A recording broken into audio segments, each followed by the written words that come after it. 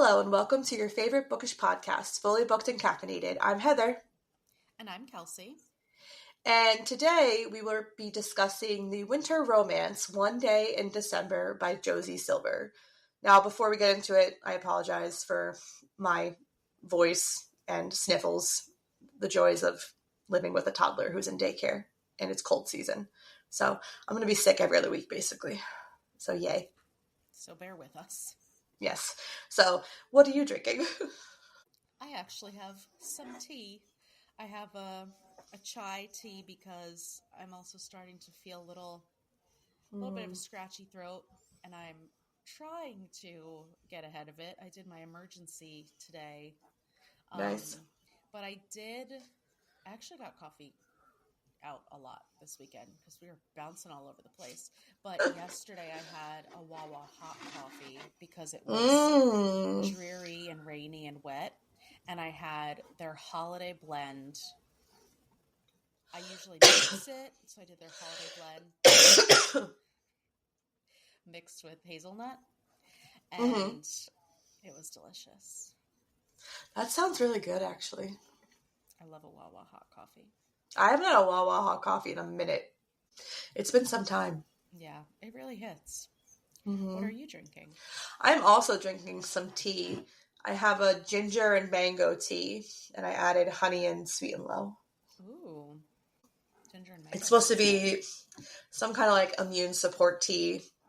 It expired in October, so we'll see if it works, but I was like, whatever. Eric was like, it's just leaves. Yeah. I know, Eric's like, they're just leaves. I'm like, yeah, no, you're probably right. That'll be fine. It like loses its potency. I know. It's the same thing as like the coffee pods. Like they're still good. They just don't, maybe not as strong. They like lose the strength. But anyways, cheers to feeling better. Cheers. So once again, we have chosen a debut novel. I did not know this was her debut novel. I actually thought she had written books before this. She has not. So I was like, oh, JK. So this is her first novel, and it was released in 2018. And since then, she has actually written 6 more novels, and there's a few that I've seen around. So I do plan on like picking them up because some are like set in like the summer, and then I think the two most recent were kind of like paranormal romances, or they were like spooky romances. I don't know. The titles made it seem that way, so We'll see. One Day in December is a New York Times bestseller, shocker, and it was a Reese's book club choice. Okay. When did she start that? I feel like we've looked this up before. I know, because I was like, all right, because it came out in 2018. I'm going to assume that it was when it was the book club choice. So it must be like a while. When did Reese start her book club? In 2017. Oh, okay. All right. So this is a year after. All right. There's currently a Netflix series in early development based on this book, and Lucy Boynton has been casted so far, but this was like all announced back in 2023, and I haven't seen any movement since then or like further discussion. So I guess it's one of those shows that's like in pre-production, but not really. Gotcha. Okay. So we'll see. All right, my story graph. Who's it for? Because now we're doing this. You have now. We're not doing this now until Storygraph stops doing it. For readers drawn to contemporary romance about love at first sight and the ache of timing, themes of longing, mischances, and emotional limbo. Perfect if you like medium-paced, alternating viewpoints, cozy London settings, bittersweet tension, and heartwarming / weepy balance over high heat or quick payoff. Once again, word salad. But accurate word salad. No, this is actually pretty spot on. Yeah, I'll give him this one. This one was actually like maybe like an 8 out of 10. I'll say. It's kind of like, the magnets that are all a bunch of different words and you can like make phrases. It's like a bunch of different romance words. They just put them all together. Yeah, you're right. You're right. All right, and then the actual description from the back of the book, because I own it. It's actually a really pretty book. I like it. Laurie is pretty sure love at first sight doesn't exist anywhere outside of the movies. But then, through the mist on a bus window one snowing December day, she sees a man that she knows instantly is the one. Their eyes meet, there's a moment of pure magic, and then her bus drives away. Womp womp.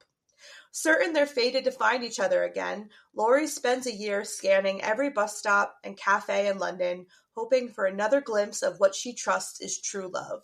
But she doesn't find him. Not when it matters, anyway. Instead, they reunite at a Christmas party where her best friend Sarah giddily introduces her new boyfriend, Jack, the man from the bus, to Laurie. What follows for Laurie, Sarah, and Jack is 10 years of friendship, heartbreak, roads not taken, and destinies reconsidered. One Day in December is a joyous, heartwarming, and immensely moving love story, and a reminder that fate takes inexplicable turns along the route to happiness. Okay. Ta-da! Sure. All right, so this book is told from two different point of views, Laurie James and Jack O'Mara. I actually don't know. Did you listen to it? Was it O'Mara or O'Mara? Yes. It was O'Mara. O'Mara, okay. I thought maybe because it was like European, it would be like O'Mara. But a majority of the book is told from Laurie's point of view. And we follow her through her 20s in London. She lives with her best friend, Sarah. And like the book is called, One Day in December, after Laurie spots a man from the bus, she is convinced it is love at first sight.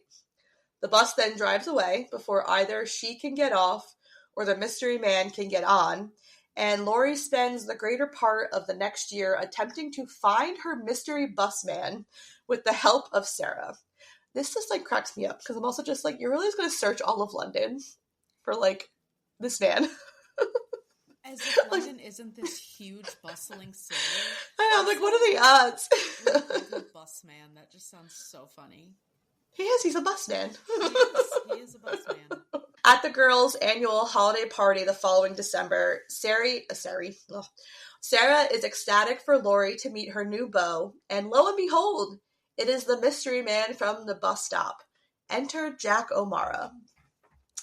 So, Laurie immediately keeps her feelings for Jack a secret, and, you know, as the years go by, she develops this, like, deep friendship with Jack, because Sarah wants these two to be like immersed in each other's lives as much as they're in her life. Like she wants them to be like this little triangle of friends, which obviously puts Laurie in a weird position because she's like, oh, I'm in love with this guy that I made eye contact with, but I'm just going to be a good friend and I'm just not going to say anything. And there's a moment where Sarah plans Laura's birthday and they attend this Grease movie experience, which is my actual dream. Okay. I read this and I was like, is this real? Because I might have to go to Europe. I was like, did Heather know this when she picked this? No. I was like, I would literally die if someone ever brought me to something like this. I was like, this is actually like my dream. Because I love Grease. It's a terrible movie, but I love it so much. And Jack brings along his friend as a kind of like double date. But when Jack and Laurie are on the Ferris wheel together, in that moment, there's this notion that like the two of them should be the ones that are dating, but it's like weird because they never address it with each other. Because Laurie doesn't know if Jack recognizes her, Jack doesn't know if Laurie recognizes him. So there's kind of like this what if scenario, and I feel bad for my girl Laurie because she just can't catch a break. While she's reflecting on how this is the best day of her life, she gets the news that her father has suffered a heart attack, but he survived. He's still kicking for the time being. But she's just not having a great go here. She's kind of batting 1,000. She doesn't have her dream job. Her dream guy is dating her best friend, and now her dad's ill. It's great, right? It just, like you said, the hits keep coming. Literally. In another encounter between Jack and Laurie, she assists Jack in finding the perfect gift for Sarah, and while the two are at the pub, Laurie finally gains the courage to ask Jack if she remembers her from the bus, to which he flat out lies and acts ignorant. He's like, I don't know what you're talking about. This pissed me off. He's like, I don't know. I have never seen you in my life until I showed up at this party. But then so then she gets visibly and emotional, she's like, all right, I'm gonna go, this was a mistake, I shouldn't have said anything. And then Jack chases her out of the bar, and then they just kiss outside the pub. And it's this weird moment because they both realize what a spectacular kiss it was for each of them, and how things could have been so different had Jack gotten on the bus or Laurie had gotten off and they had that actual moment on the first day that they saw each other. But it is a fucked up thing for Jack to do because he's obviously the one that initiates it. Mm-hmm. Laurie wasn't going to cross that, wasn't really ever going to cross that line. Jack is the one that crosses it.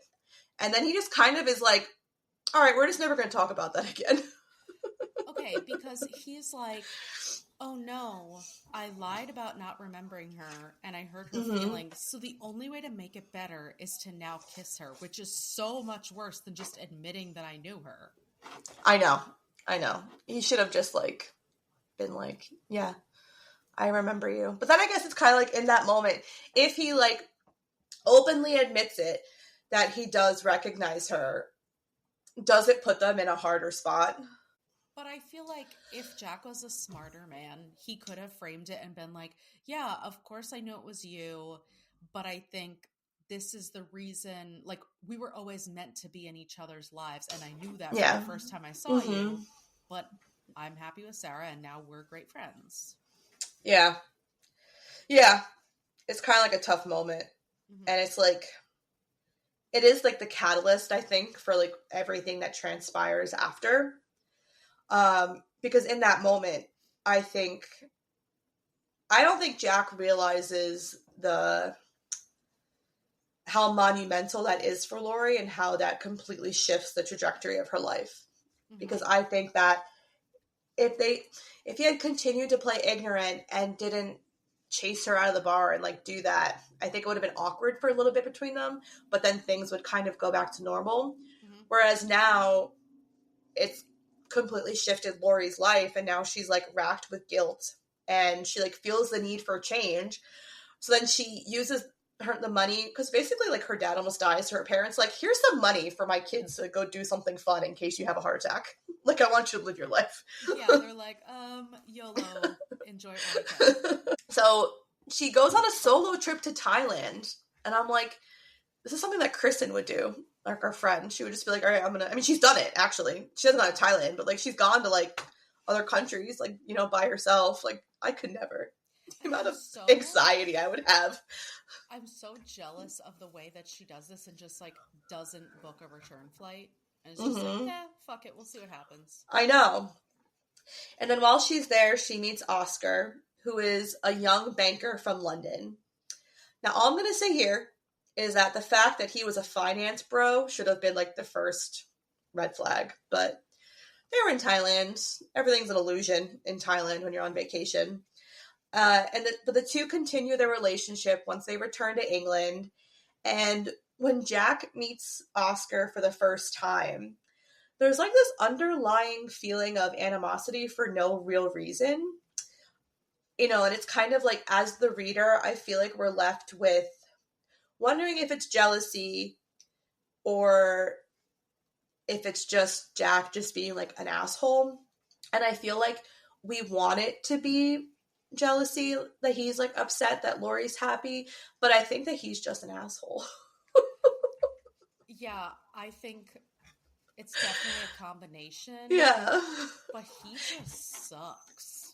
'Cause it's not even it's, I feel there's not enough emotion from his point of views to make us feel it's an actual feeling of jealousy. We know throughout the book that he kind of does hold Laurie on this pedestal, And then he does wonder, like, what if, like, if they had actually, met before he met Sarah. But he doesn't really ever think or say anything as the reader that comes across as, oh, I shouldn't be with Sarah, I should be with Laurie. He's kind of like happy with Sarah. So it's kind of like almost like he wants the best of both worlds in a sense, but he also doesn't want to uproot his current relationship to like be with Laurie at this time. Yeah, I agree. I think that he's happy with Sarah and he's happy with the way things are working out, but he doesn't want anyone else to have Laurie. And also it's kind of implied a couple times that he doesn't think that he's good enough for Laurie. Yes. Because he holds her up on that pedestal. So I think when he meets Oscar, he automatically goes in thinking like, this guy's not going to be good enough. And then everything that Oscar says is like backing up his argument, even though Oscar's being like way too nice to Jack. Oh my God. I hate Oscar. Yeah, but no, Oscar's like a good guy. And like, and I think he was trying, but I think it was the name that threw me off. And I was like, just certain names you read and you just automatically have like a feeling. And I like read the name Oscar and I was like, Oscar the rich guy from London. And I'm like, slimy. Really? I didn't get that from the name. I did get that from the finance bro of it all. Yeah, I don't know. So when Laurie and Oscar are planning to host their very first dinner party, because Laurie basically just moves in with Oscar because he has like a penthouse that his mom bought him. So she's like, all right, I don't have any place to stay and I really can't afford rent right now because I don't really have a job. So Oscar is very much like a let me save you kind of guy, but not. It's weird. He's another very complex character. Jack is very late to show up, and Laurie can tell that there's like some tension between Sarah and Jack in their relationship. And Sarah believes that the reason why Jack is late is because he only thinks about himself anymore. So now we kind of have this point of view from Laurie's standpoint of where Sarah and Jack are in their relationship, and she can kind of tell that, oh, it's not really paradise over there anymore.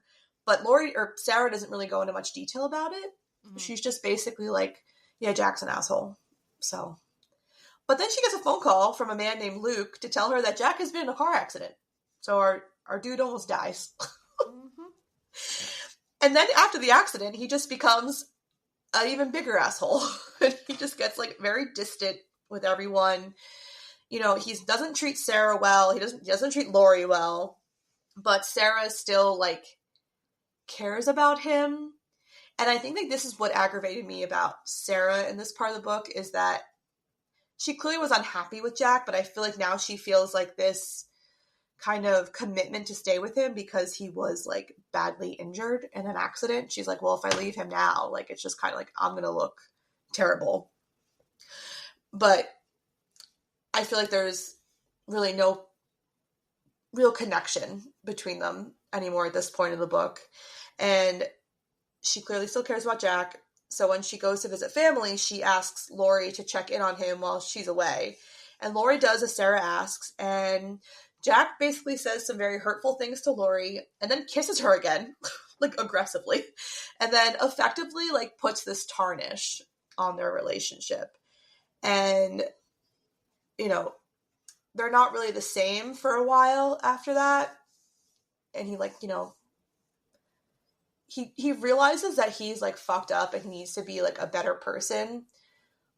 But I feel like he still doesn't go about it in a good way. Like he just like this was so not believable for me, where he's just so self-aware about the fact that he's a piece of shit and he's like, I just can't stop sucking. And it's like after the accident I kind of get it because he's like very frustrated that his career can be, affected and all this stuff. But before the accident, what was your excuse? Yeah, I know. At a surprise party that Laurie throws for Oscar for his birthday, there's these two big monumental events that happen that really shift the entire trajectory of the book. And I will say that up until this point of the book, I was kind of like meh about it. And from like here on out, I feel like it took me to another place.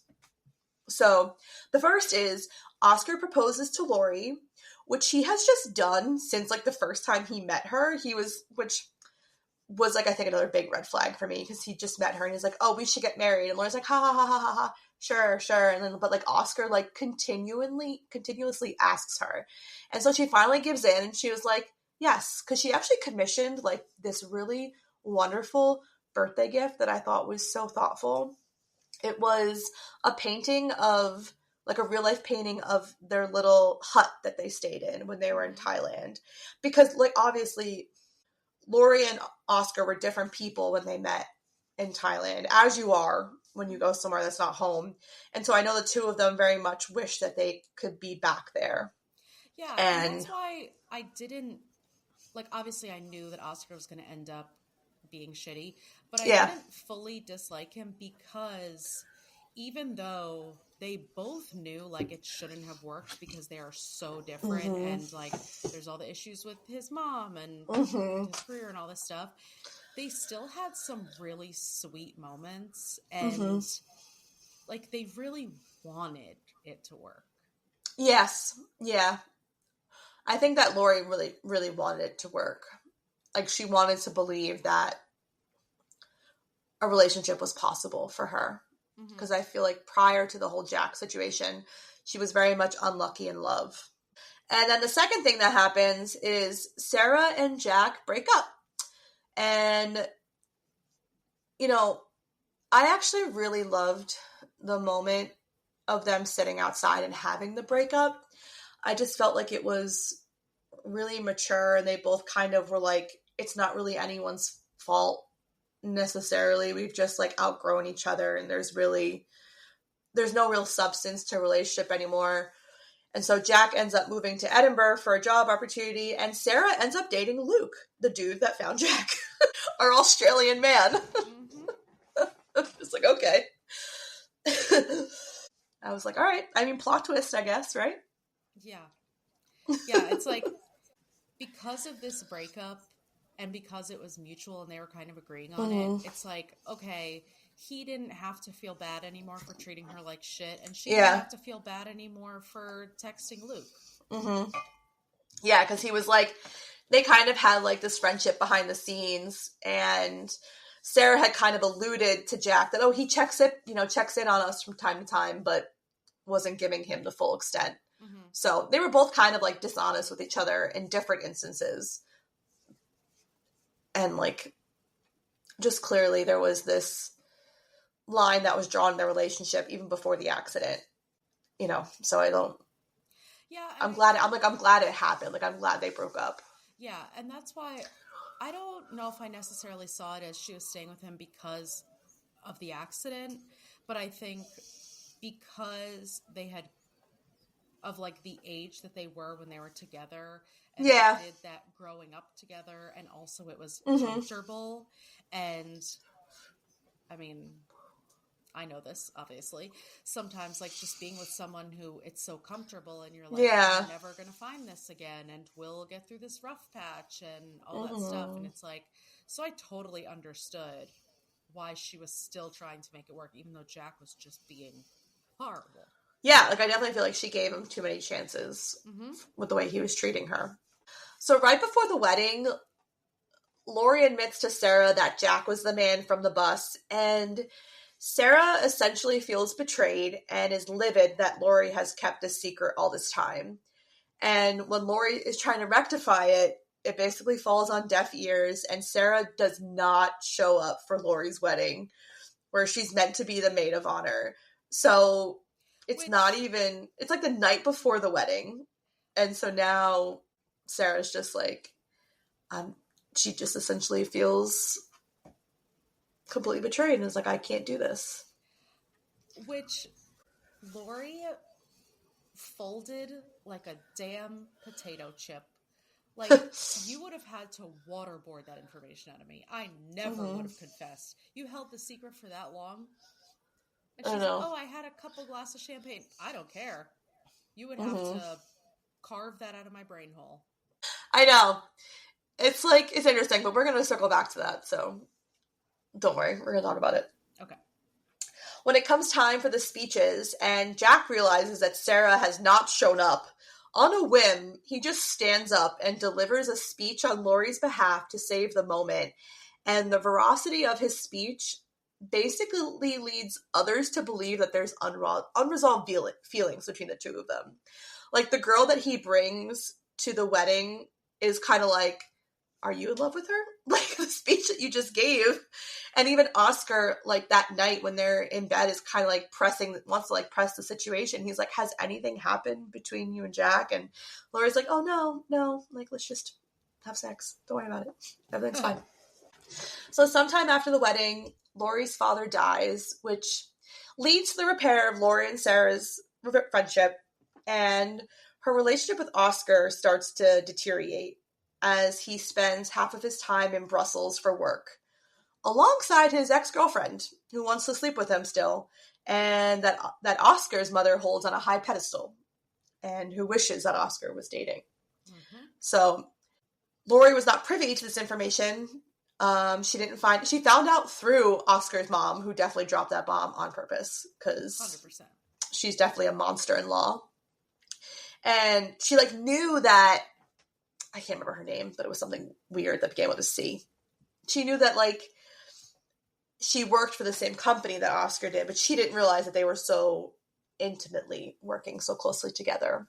And, you know, and then Oscar just, like, drops his bomb at one point, and he was like, God, what was her name? It was, like, Clarissa or something like that. Oh, wait, I have the book in front of me. I don't know if I can find it. I was going to say, I cannot remember.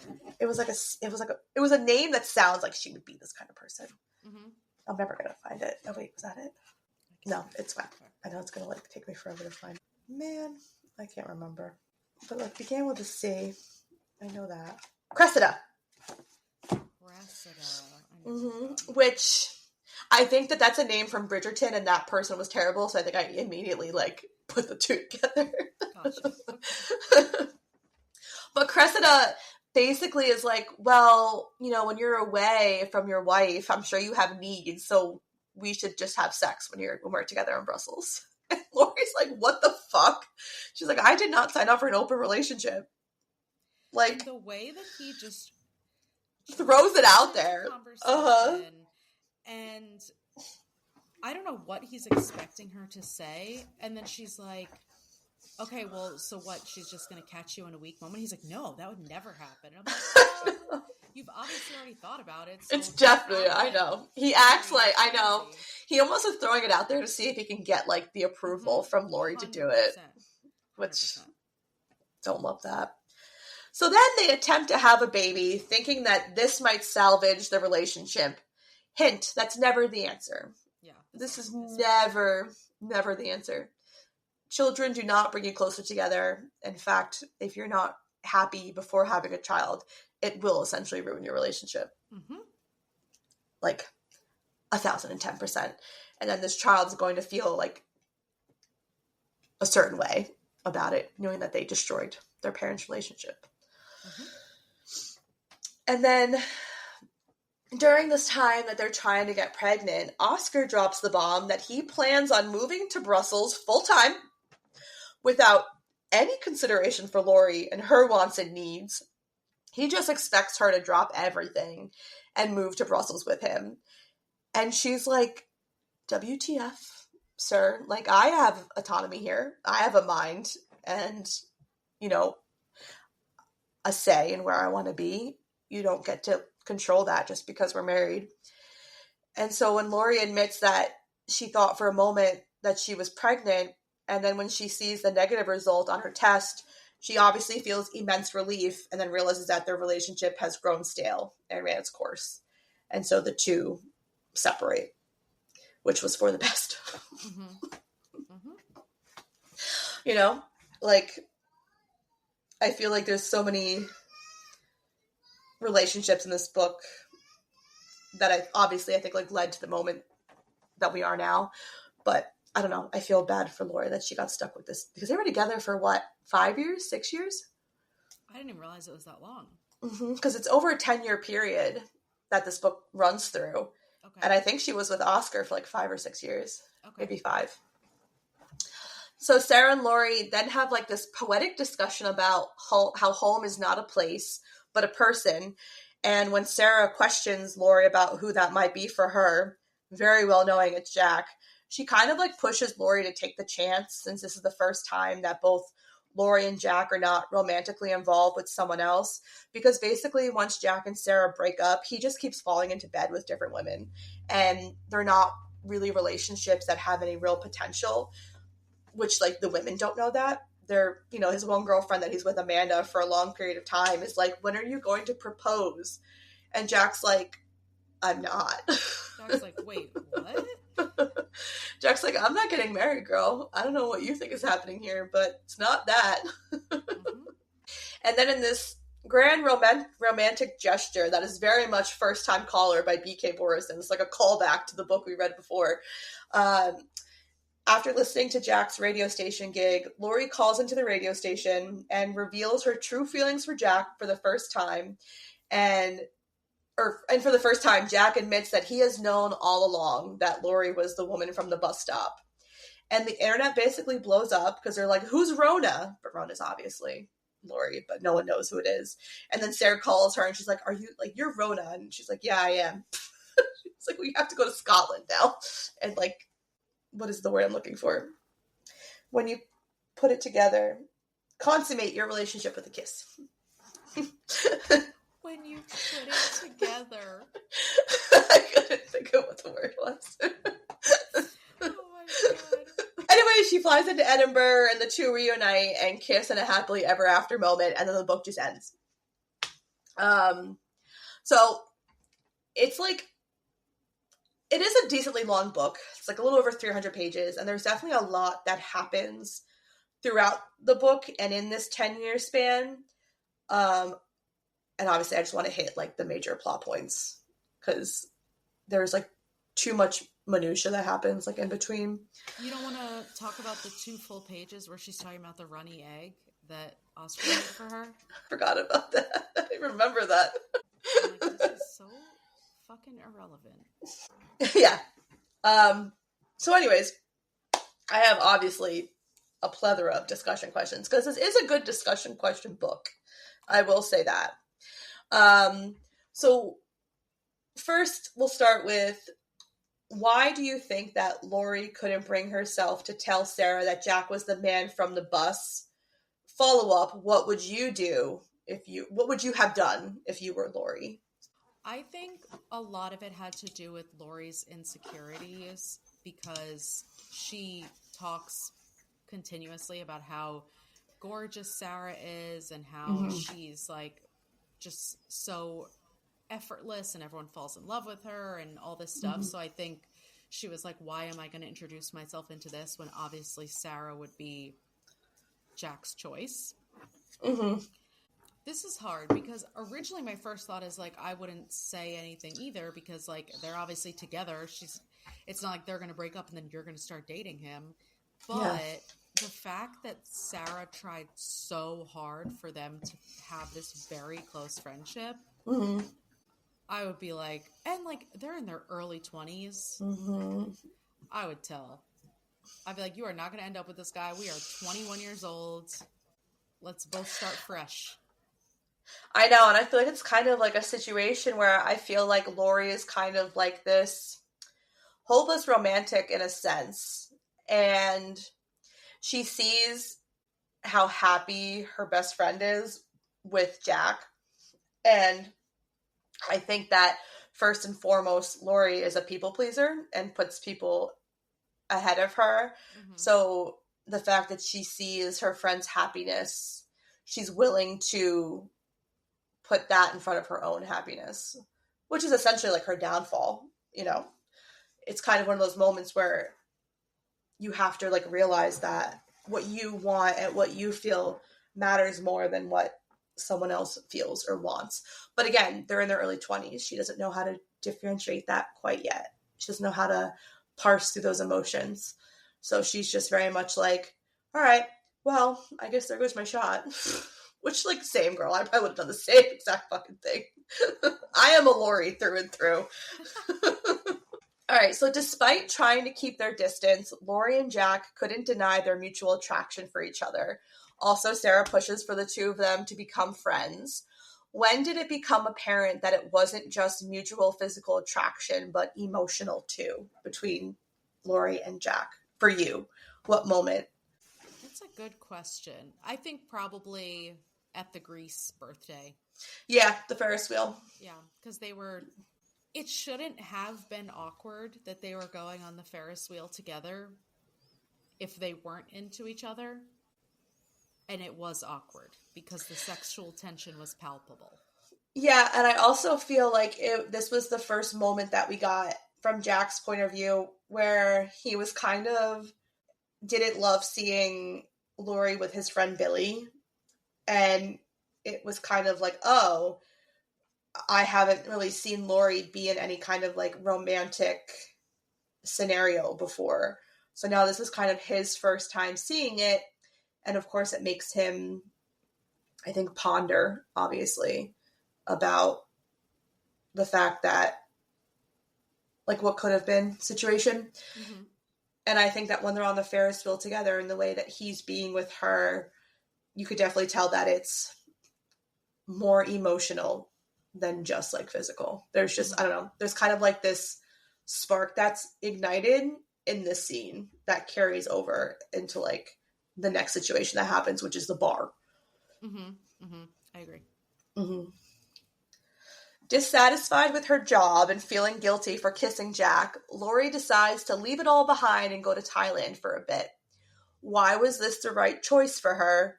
Would you have done something similar if you were in her situation?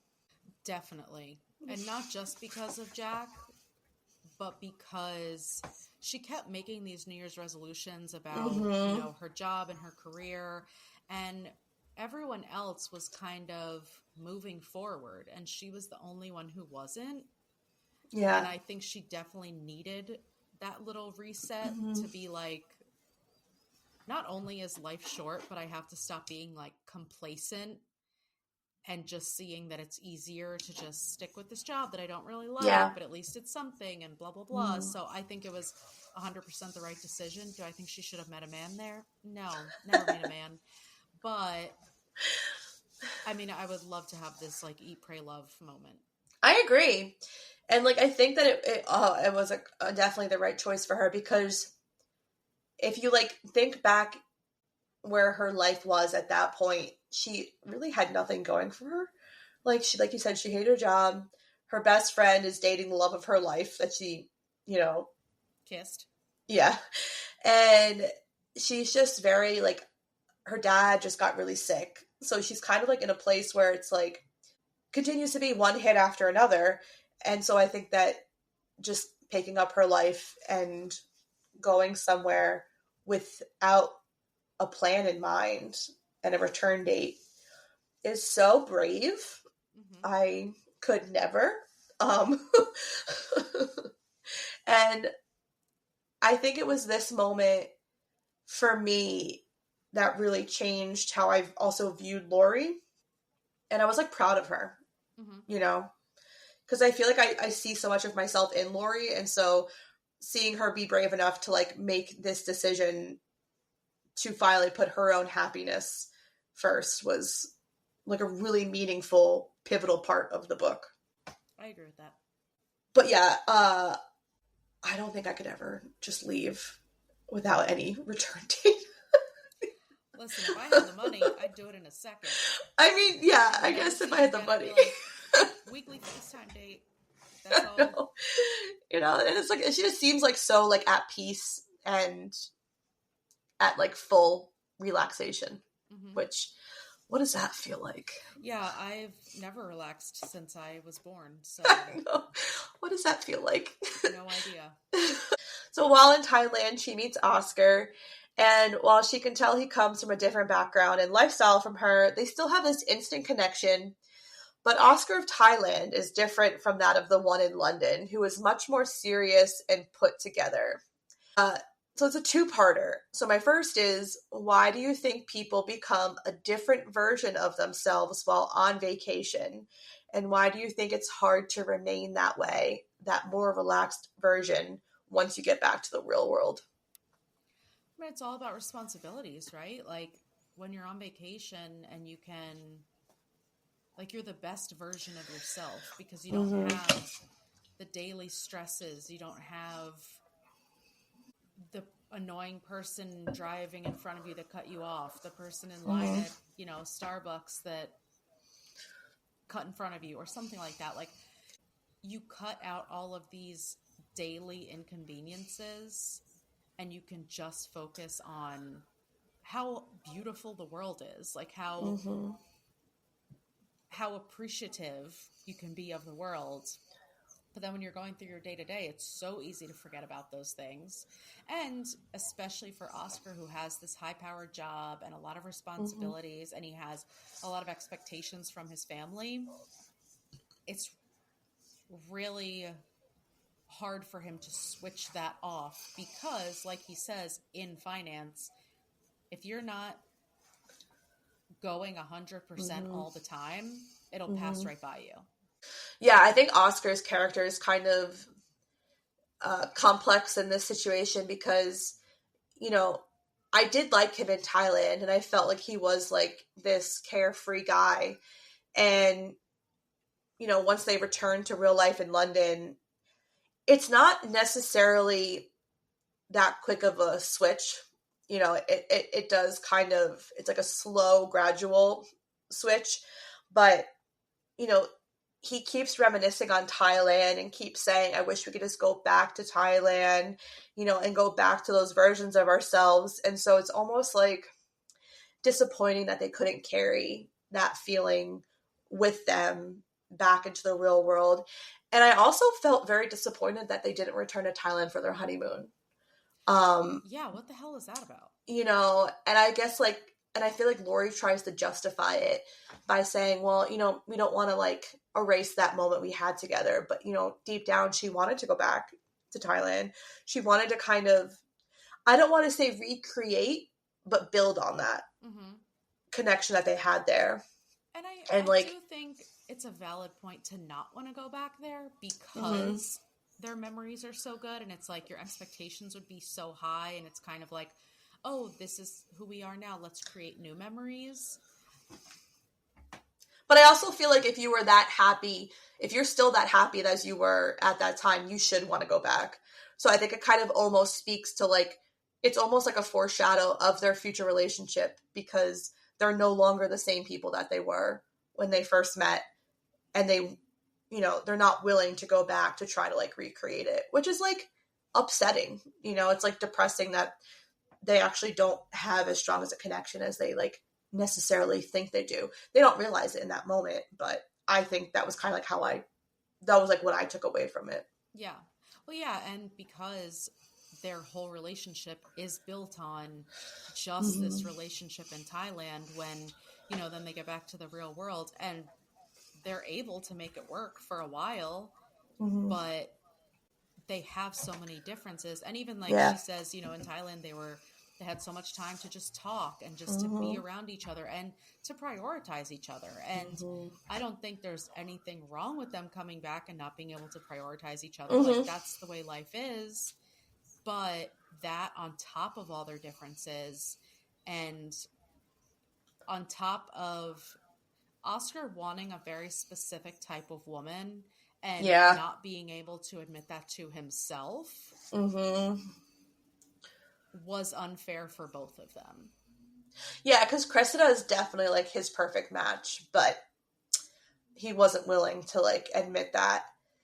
And I think it was like upsetting too for Laurie because while knowing that he was going to be spending half his time at home and half of his time at Brussels, they kind of make it a point to have this conversation multiple times. Like, we're still going to prioritize like our relationship and our marriage.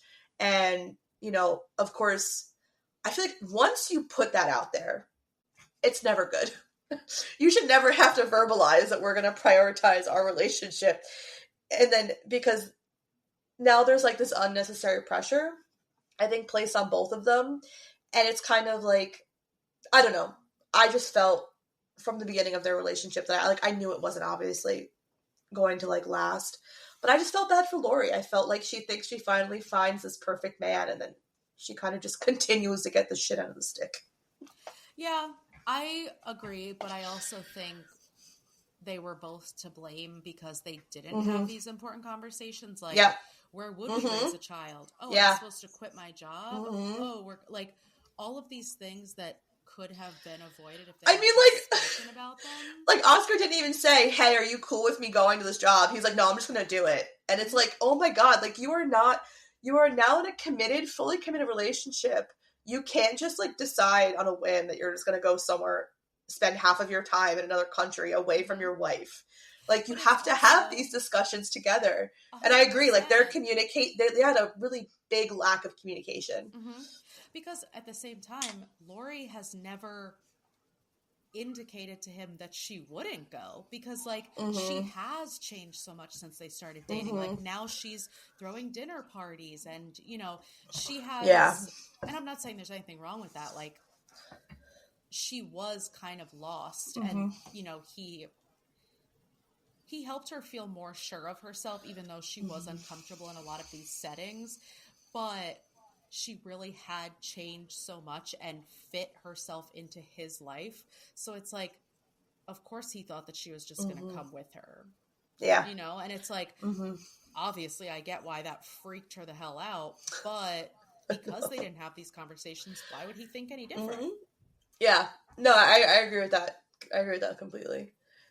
And it's just like the balls on the man to be like, hey, I'm just going to go work somewhere in a different country. I'll see you half of the time. And they're like newly married. Like, that's crazy. They just completely lost me when, first of all, they decided to try for a baby. But not just that, when they are continuing to try for a baby and he's like, I'm still, even if, first of all, she kept saying fall pregnant. I'm sorry. You're 30 years old. Stop using that terminology.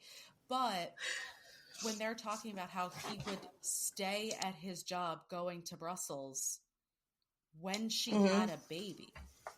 Like, yeah, I know. What? Yeah, he like wasn't willing. He was not willing to prioritize anything that wasn't himself. And she was just like, yeah, it'll be fine. Like, I'll have my mom to help me. It'll be hard, but we'll do it. And I'm like, yeah, no. I couldn't be me. Yeah. Crazy. The imbalance in their relationship was very obvious. Very obvious. But it was from like the beginning. Once the mother was introduced, I was like, oh, this is going to go downhill real fucking quick. Once she moved in with him for sure. Yeah. But also, once they went to like a private members club, I was like, oh no. Oh no. That too. All right, let's move on to Jack and Sarah. Why do you feel like they didn't last? And like, how did the accident change Jack? I think one of the main reasons they didn't last is because they were so young when they met, and neither of them were who they wanted to be yet, and they had a lot of growing up to do. And I think that truly Sarah outgrew him because she was such like a go-getter and this like amazing friend and, you know, great person and all this stuff, and he just like could not keep up. And I mean, they were together for years and they weren't moving in together. And I'm like, yeah, why is I know, I kept like about this? I like actually kept waiting for that.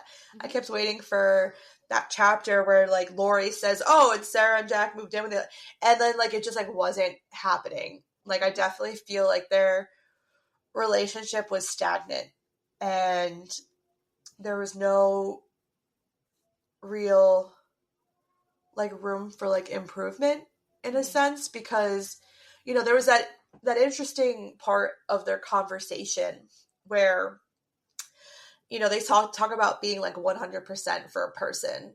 And so the fact that like neither of them felt like that was them, like that obviously like speaks volumes. And so I agree with also the fact that they were so young when they met. And as we are now women in our 30s, we know what it's like to be in your 20s and to like emotionally and maturely grow. And, you know, that's such a big reason why people who date so young don't last when they're older, because you change so much. You know, your 20s are like these formative years, and either the person you're with is going to grow with you or you're going to leave them behind. Mm-hmm. And I think that that's like really what happened with Jack and Sarah. Sarah was so ready to like flourish. She had this great career ahead of her. She was like this bubbly person, and Jack was very much like, I will say he was career driven, but not as much as Sarah. And I feel like he just kind of just thought that everything was fine. Mm-hmm. Well, and he very much prioritized his career in a way that didn't allow for him to have a relationship, like where he's, you know, has late nights and he's traveling and he's like around women all the time and all this stuff. And it's like he just embraced that, which is fine, but it wasn't fair to Sarah. Yeah, And they it like, just sucked. Like, and the whole thing wasn't because he had these like lingering feelings for Laurie and he just couldn't connect with Sarah. Like, it had nothing to do with Laurie. no, I think it's just Jack as like a person. He kind of has like this, at this time in his life, I don't think that he was capable of actually fully connecting with another human being on that level. Mm-hmm. It was very like surface level for him. I don't think he was willing to like dig deep into that, into like the emotional well that he has. He's very, Yeah, I agree. And he was finally getting everything he wanted in his career, so he didn't want to give that up. And I don't blame no, him, but he didn't have to treat her like shit in the process. no, agree with that. All right, let's talk about Sarah's reaction to refuse to go to Laurie's wedding. Do you think that her reaction was extreme, since Sarah and Jack had like broken up by this point, or do you think her feelings of betrayal were warranted? I think it was an overreaction because she did see how happy Oscar made Laurie. Like, she said that specifically, like, you know, he puts a smile on your face, he makes you so happy, you're doing all these things you never would have done before. So it's not like she knew something was missing and then she finds out that the thing that was missing was Jack. I think she was right to be upset that Laurie never told her, but to not come to her wedding is so selfish and Yeah. so, I don't know. I just feel like the whole thing, I hated it. Yeah, it was like interesting because like I can understand her being upset with Laurie for not being honest about who Jack was to her, because Sarah was such a pivotal part of that year trying to help her find this mystery man. And then to know that all along the man that she brought home to Laurie was him, and Laurie was just like, just didn't say a thing and like kept it a secret even after they broke up. I think that I can understand her feeling betrayed in that sense. But I think I agree. I think that she's allowed to be pissed at her, but she should still show up for her best friend at her wedding. That's not, because yes, while they did like share a kiss and that's not great, it's not like they were having this extremely emotional or physical love affair, because they weren't. They really weren't. They had their own friendship, and it was never like that line was never officially crossed, and it couldn't have, because Jack denied ever seeing her. I think if the two had like openly admitted that they had seen each other, it would be completely different. But, you know, that isn't how it played out. I also think the fact that this would be so different if Laurie had had this crazy one-night stand with this random guy. She didn't get his name, she didn't get his number, and then they spend the next year looking for him. She saw this man from a bus. Like, this man could be a serial killer. This man could be a Republican, okay? She didn't know anything about him. So it's not like, I just feel like the stakes were way too low. And I know that she like built up in her head because she'd been looking for him for a year, but like, you had absolutely zero interaction with this man. Yeah. So I don't think that it's that big of a deal that she didn't tell her that he's that man. The kiss, of course, is inappropriate and horrible, and like I would be absolutely gutted and betrayed if I found that out. But she also like didn't get the specifics. I would want details. You know what I mean? Like I'd be like, was it one time and then it never happened again? Like what was the whole scenario? Like I need to assess. Yeah. And they're not That's a good together point. anymore. I know. And I guess I could see it from a friend's point of view, because I feel like that is a big secret to keep from someone and for so long. And I think that Sarah and Laurie had this kind of like extremely close friendship. So, you know, I Sarah's valid in her feelings of feeling hurt, but I don't think she should have fucked over Laurie like that on her wedding day. Yes, I think the part that bothered me about it was that when Sarah was obviously upset and saying these things she didn't mean, she was making it sound like Laurie was also betraying Oscar by getting married to him. Yeah. That was just not the situation. So no, because at that point in time, Laurie was like over Jack. She only wanted Oscar. Yeah, and like her and Oscar not working out didn't have anything to do with Jack either. It's like a tough situation to be in general.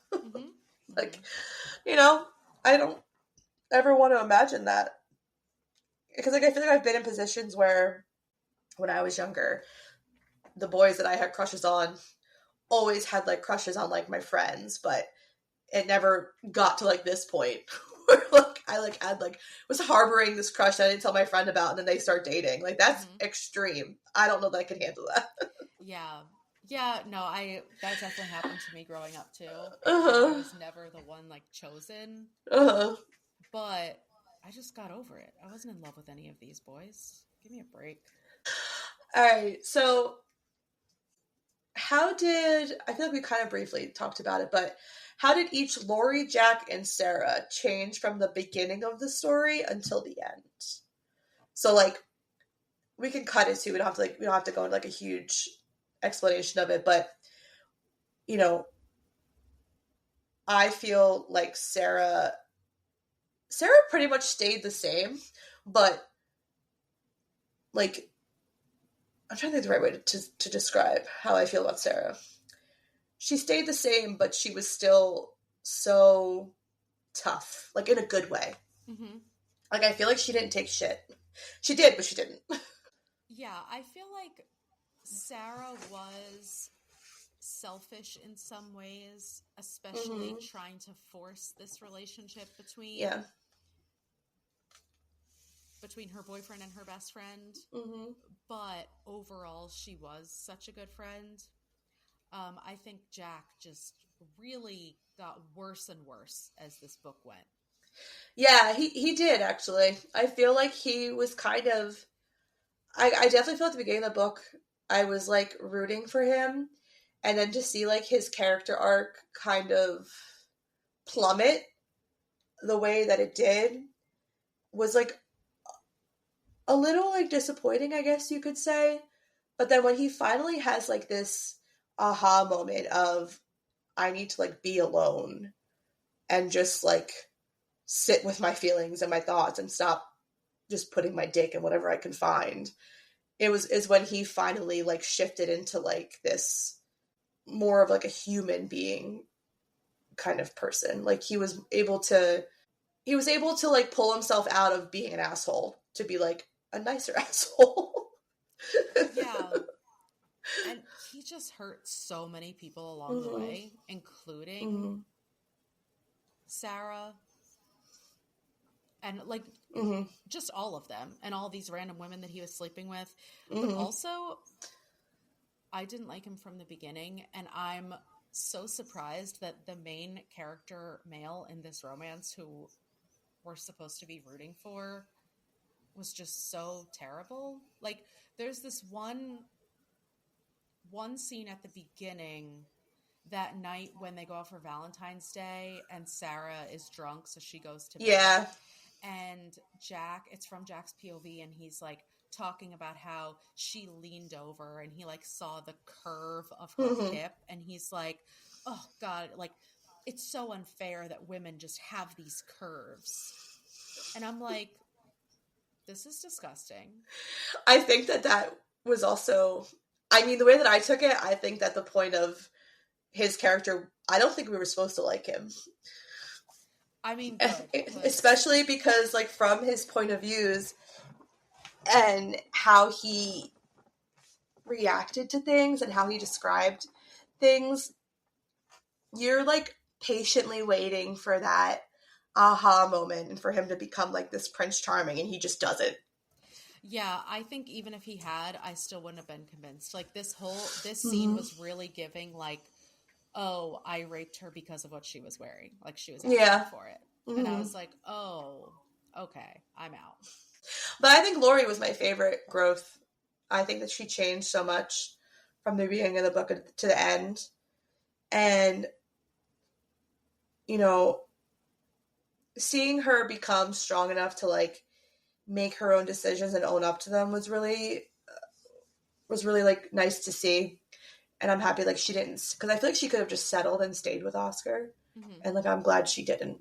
I'm glad that wasn't like her choice, because I think if she had found out she was pregnant, it would have been devastating for her. Mm-hmm. Yeah, and I'm also happy that she didn't just like run straight into Jack's arms at the end, because, you know, the timing was so perfect and Sarah's like, it's Mm-hmm. time for you guys. And it's like, she needed that time to heal. Mm-hmm. And I liked that she, throughout the story, got strong enough that she would call Jack Yep. out and be like, you are being an Mm-hmm. asshole. Why are you doing this? Mm-hmm. Why can't you let me be happy? Yeah. Whereas, you know, 21-year-old Laurie never would have had that Mm-mm. conversation. No, I think that's why I like liked her so much. Like it was nice to see like this, just to see her trajectory, because I feel like I was almost nervous that the author was going to make her pine after Jack this entire 10 years, and I'm Mm-hmm. glad she didn't. Like there was still like that little niggling in the back of her mind of him, because how can there not be? But I'm glad that it wasn't like constantly at the forefront, because that was kind of what I was expecting. I was expecting Laurie to be kind of like, not whiny, but to be so like head over heels for her best friend's boyfriend, that she was like going to continuously like self-destruct Mm-hmm. or like screw her own life over. And to see her not do that was actually like refreshing. No, I completely agree. When I first started this book, I was like, oh, I hate this trope. Like, I hate Mm-hmm. her being in love with her best Yeah. friend's boyfriend, and you know that something's going to happen, and then Mm-hmm. he's going to end up cheating on the best friend. Like, I was pissed. But I like that it didn't stick with that, and they do Mm-hmm. actually end up having a genuine friendship. I wish they didn't have the whole, like, oh my gosh, we kissed and there were fireworks and my skin was on fire and oh my God, we were meant to be together forever. But, you know, I get it. All right, last question. At the end of the story, Laurie asks Jack what might have happened if he got on the bus. He says, boy sees girl, girl sees boy gets on bus, kisses girl's face off, and they live happily ever after. How do you think their love story would have played out differently if he had gotten on the bus? Not a chance. He would have been a real dickhead just like he Mm-hmm. was. He would have Mm-hmm. seen something shiny and Yeah. run off. Jack is just not a good enough person to have faith in. No, and I think that like they kind of, it's almost like kismet that it all happened how it did, because I think that at that stage of Laurie's life, she was so young and she has that instant hopeless romantic feeling of love at first sight, and she thinks that that's like her guy without ever really knowing him. And if they had like actually gotten together, she would have seen like, without really kind of building that friendship like they did throughout the book, she would have seen like that ugly side of him, and I don't think it would have ended well. Mm-hmm. Mm-hmm. I agree. Is there anything else you wanted to talk about before I get to the ratings? The only other thing I want to say is that when Sarah planned this Greece birthday. I'm like, wow, what an amazing friend that she would go to all the lengths of doing this when Laurie would never get out of her comfort zone like this. And then I'm like, what a horrible friend that she had her boyfriend and some random dude crash Laurie's birthday. I know. How Yeah. pissed would you be if, like, you were going to hang out with your best friend and you're already kind of like salty that she has a new boyfriend who's like stealing her away and like taking up a lot of her time, and then she just can't even have a day without him because she brought him to your birthday? I was pissed. I was like, Sarah, I get that you had to have, you know, the dudes to go with the pink ladies, but I feel like you're touching on a situation that you had. No, I'd be pissed, especially because it's like a girls' outing. Like, you're really gonna go to like Greece? Like, you're gonna plan this whole thing, and then like bring your boyfriend along? Like, it's supposed to be like a best friends day. Exactly. I agree with that. It seems like this promise to be like, oh, we're gonna spend the whole day together, and then it's like, oh, my boyfriend's here, and it's like, oh, I thought this day was about me because it's my birthday. Yeah, it definitely puts like a tarnish on it. I think when you have this expectation, you know. And the fact that they brought Billy, who she ended up having a good time with, but she already was like not really a fan of him. And it's like, oh, so you're going to force me to hang out with this guy so that you can bring your boyfriend. Yeah. That's why I'm like, Sarah definitely had her selfish moments.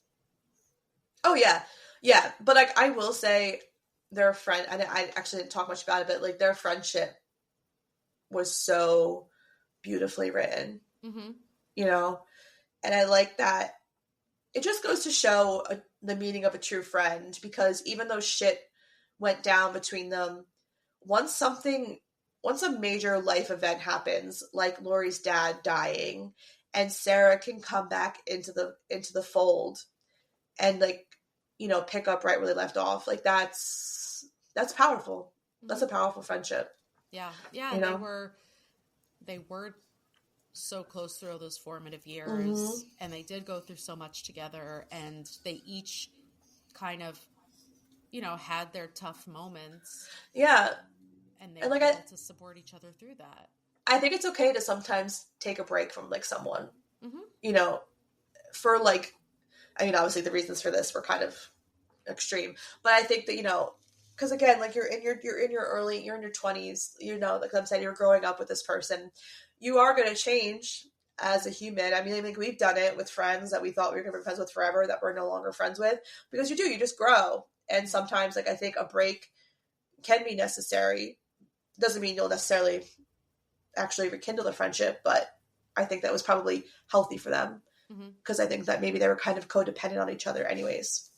Yeah, 100%, because Laurie had such a hole that from losing her sister that Sarah was able to fill for her. And I think that taking that time away and realizing, like, okay, now we can come together and see each other as the different people that we are now than when we met is a big deal. Yeah, I agree. All right, so my rating scale is out of starfish pendants. I'm just envisioning Jack ripping it off of her neck. How dramatic.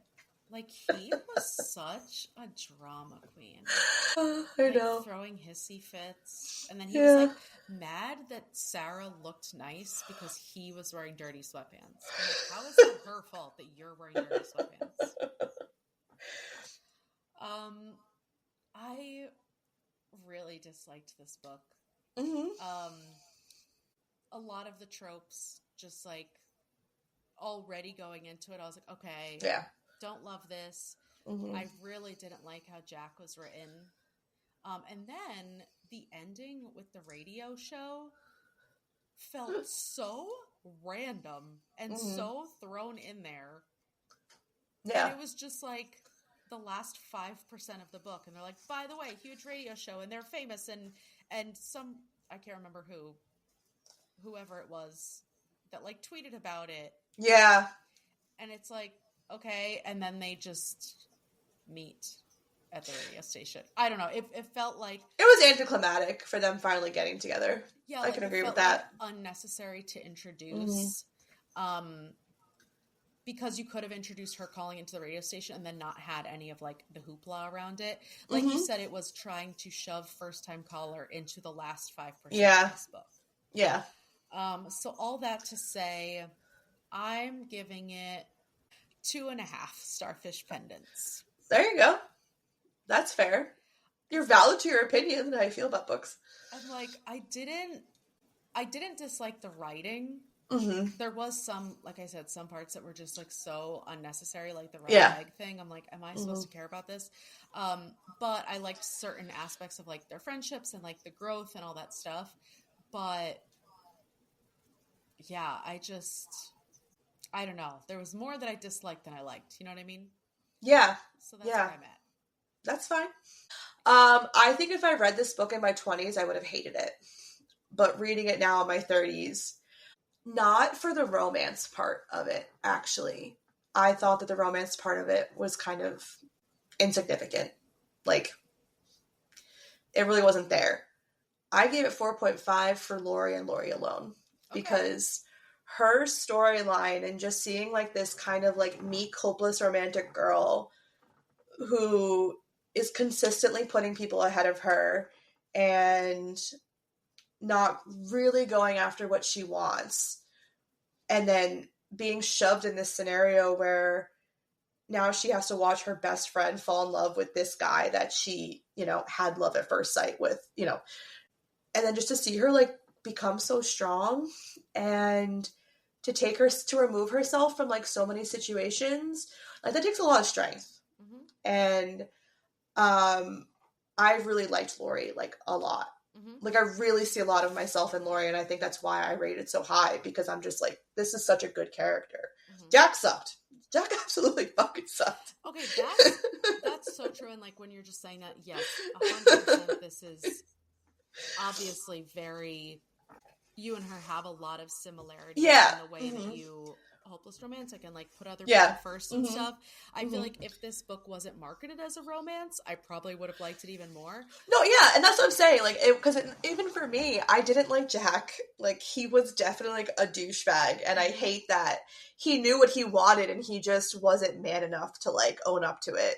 So like, Jack's a terrible person, and Laurie probably does obviously deserve better, but I do love that they created this friendship together. So she's going into their relationship knowing how terrible he is. Yeah. And she's willing to look past that. And that's her own prerogative. So, she's going to do what she wants to do. She's a fictional character.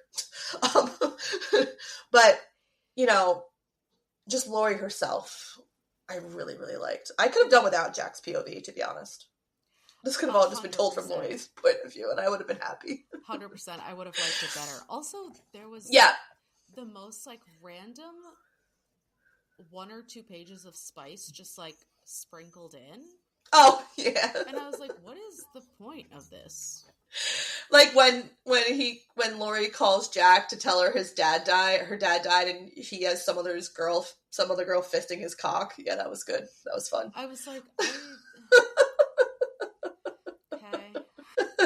it just all felt so disjointed. I agree with that. All put together. Yeah, no, that's what I'm saying. I think if I had read this in my 20s and not have lived the life I've lived so far, I would have hated it, because I'm seeking that romance, because I'm reading a romance novel and I want you to shove that down my fucking throat. And it didn't at all whatsoever. Like, I feel like I'm the opposite. If I had read this in my 20s, I probably would have liked it, because I like girls. Yeah. I would have been like, damn, Jack is hot. We would have been reversed. Exactly. But yeah, I felt so good when I finished it. I was like, wow, because it was just to like see this character arc for Laurie was just really, it just really sat with me. And so therefore I rated it high, because it's for Laurie and Laurie alone. Everyone else can fuck off. Because even Sarah, like, you're really gonna fucking do your best friend dirty like that? Like, I can understand being pissed. Me and you could get into a screaming match the day before a big event for you, and I would still show up. 100%. Then you just deal with it after. Like, I would never leave you hanging like that. And so, like, that made me, like, take points off for Sarah. Because I'm just like, okay, yeah, your best friend kept something from you, but it's not that serious. Like, it's not serious enough to just ditch her. And also, you know that this wedding venue was expensive as fuck, and they just couldn't communicate that the maid of honor wasn't there and she wasn't giving her speech. Yeah, she was like, oh, she had a family emergency, and everyone's like, okay, sus. It's like, what exactly? Well, nobody knows. Oh my god. Anyways. Like, did we get more? Oh my god. The mother? I died when she just, like, goes to the house and she just has a picture of Oscar and Cressida on her piano. And I'm like, at that moment, I would have ran. I would have been like, I'm out. I am out. I am out. Literally. And the fact that we never get... I was waiting for the shoe to drop and for something to happen where Oscar, like, took the mom's side. But instead, that random thing happens where he takes Cressida's side with, like... Yeah, she said the water. Like, threw water on her. That was so fucking weird. I know. But Oscar was weird. They were all weird. Truly. Anything else? No. We got it all. All right, that's all we have for you today. If you like what you heard, please make sure to follow, subscribe, and rate and review the podcast on whatever platform you use. If you have any book recommendations or questions for us, you can email us at fullybookedcalfpod@gmail.com. Also, be sure to follow us on TikTok and Instagram at fullybookedcalfpod to see our upcoming reads. Thanks for checking us out, and remember, if you need us, we're fully booked. Bye. Bye.